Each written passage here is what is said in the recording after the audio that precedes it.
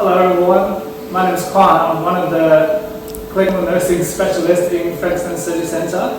Today I'm just going to show you how to do our day-to-day level 2 check of the GE machines. So level 2 check is the checks we do every day before we start at the theatre.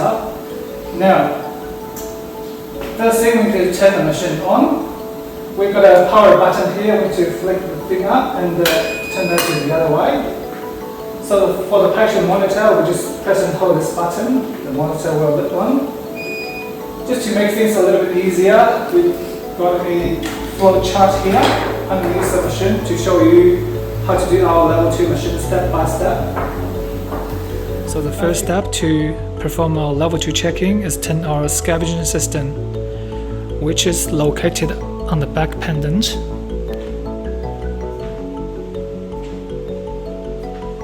It's just this knob, which is above this purple housing. So what we do is just turning it on anti-clockwise. You can hear the hissing sound comes on, and here's a little indicator, indicates it's in the right position, which it should be in the green area. To do the full test, we just need a couple more equipment, which is a bellow and a spare bag. They usually live in our second drawer of the anesthetic machine. It is recommended to always do the low pressure leak test first. So to do that, we just press that button and I'll show you the instructions. So the first step is make sure the common gas outlet is selected. Now the switch is right here. It's just pointing up at the moment, pointing to the circle. So we just need to flick downwards to the common gas outlet. Then we attach that bellow to the outlet here. Then we'll start a squeeze. So we'll squeeze until it's collapsed. What we are checking now is underneath this hood. It has all the piping and hosing for the volatile agent. We're just basically checking if it's intact or not. Now the aim is for this bellow to stay collapsed for 30 seconds. So once it's done that, we can detach the bellow and press that pass button on the screen. Now that's our low pressure leak test done. We go back. So next step, we'll be moving on to the full test. We just press that button, then I'll tell you what to do. So the first step is set the bag and vent switch to the vent. Now the bag and vent switch is located just in front of the bellow here. We just flick onto the other side. Next step will be open the patient Y. So it refers to this circuit here. It's open to the air. Then select the common gas outlet switch to the circle. We come back to this switch here. So it's into the common gas outlet pointing downwards. We just need to flick it back up. Then we need to calibrate our flow sensor, which is this device here. Now if we move on to the side, I will show you a little diagram. So basically asking you to flick this latch over here, then gently pull it out. So once it's disengaged from machine, what we want to see is back on the screen. A couple messages will come up. So no inspiration flow sensor and no expiration flow sensor. Once that come up, we'll re-engage this flow sensor back to the machine by clipping back that latch. So next step, we can go select start.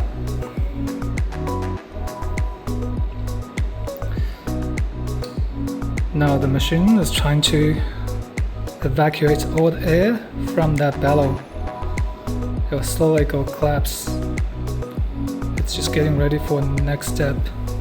It is also a good idea to check your suction is functioning normally. So this is our knob to check the suction. If it goes onto the left, you can set the suction power into your desired value. Anti-clockwise is go down and clockwise is going up.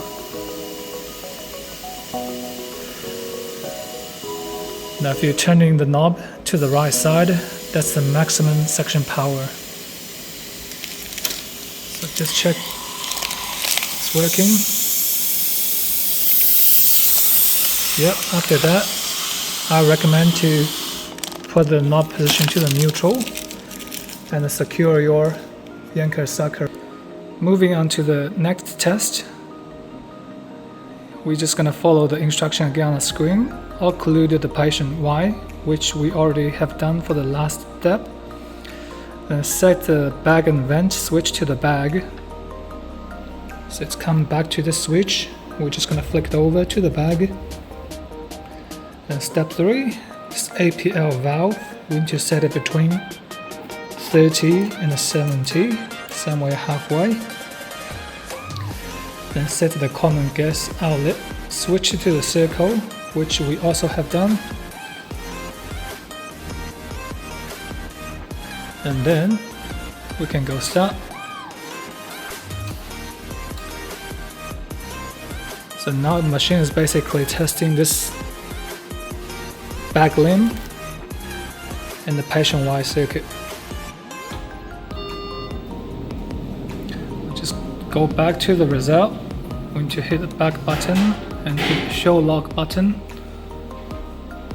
and I'll tell you the test result. After the full test, it is recommended we do a ventilator check as well. So to do that, we need to attach this spare bag onto the patient Y, like this. Then on the screen, we'll go start the case. Start the case now. And turn the flow all the way down to 0.2. And we need to fill this bag with oxygen in a second. We flick this vent and back to the ventilation. And with this oxygen flush button, we press it down to fill up that bellow at the back. So what we want to see now is within the 10th breath, the end tidal will get to the set volume, which is 500 mils. It's plus or minus 10%. So the desired value will be 450 to 550. If we're happy with the ventilator check, it is also a good idea to check the alarm as well. So what we do now is move back onto the pendant and disconnect the oxygen housing from the wall. Then you should be able to hear the machine's beeping to tell you oxygen supply is low. Here it is. So now we're gonna go ahead and check the oxygen cylinder. I turn it on, anti-clockwise. So now the machine is delivering oxygen from that cylinder. You can see the pressure is sitting around 14,000, which is also pretty good. Now, for any reason, if this screen is losing its touching function, we can move down here. So by pressing that, it will enable you to give the oxygen by turning that knob. Now we're just going to turn it back down. And we'll go ahead to reattach the oxygen supply from the wall.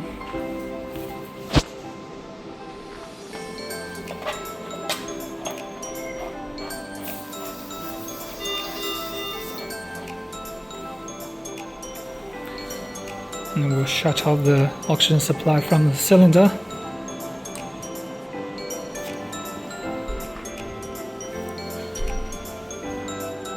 And back here, we go end of the case. Now we need to flick the vent to the bag.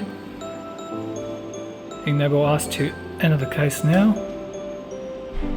And finally, we hit that mute button to let the oxygen supply pressure low message to be disappeared. Now we can just take that spare bag off and attach it onto our mask and filter with a CO2 line. The machine is ready to be used. Now we've done full test, which include vent and gas and a circuit leak test. You can run these tests individually while troubleshooting. The circuit leak test is something recommended to do between the cases to make sure the bag limb is intact. Now here's another test, agent delivery. This is recommended to be performed while you change the volatile agent. For example, you change the sevoflurane to isoflurane or desflurane.